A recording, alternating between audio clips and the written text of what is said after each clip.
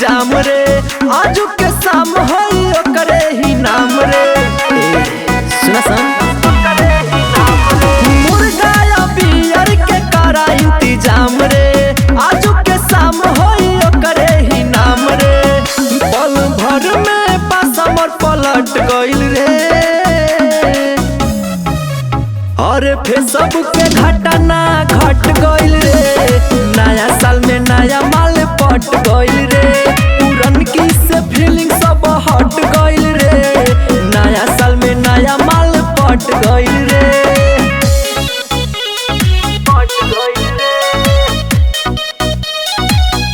बाटे गोरे गोरे गाल ओकर हेनी जैसन चाल तूहे दिलवा में हमरे मचावे ले भुचाल भुचाल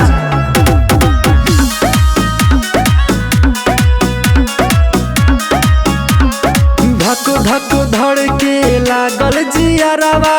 देखनी यार जब ओकर फिगरवा बड़ी हाट रहे रे धक धक धक धड़ के लागल जियरवा देखनी यार जब ओकर फिगरवा मनवा हमरो भइल बेकाबू मैसेज में लिखल सोना बाबू धके फोनवे पे सीना से सिमट गइल रे अरे फेसबुक पे घटना घट गइल रे नया साल में नया माल पट गइल रे पुरनकी से फीलिंग सब हट गइल रे नया साल में नया माल पट गइल रे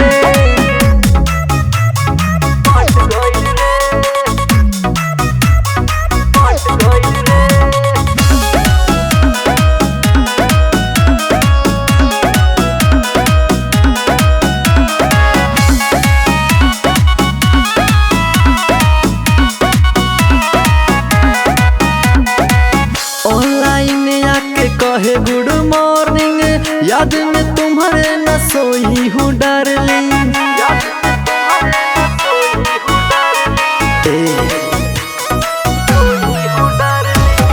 ऑनलाइन आके कहे गुड मॉर्निंग याद में तुम्हारे न सोई हूँ डार्लिंग लव यू ढेर सारा लिख के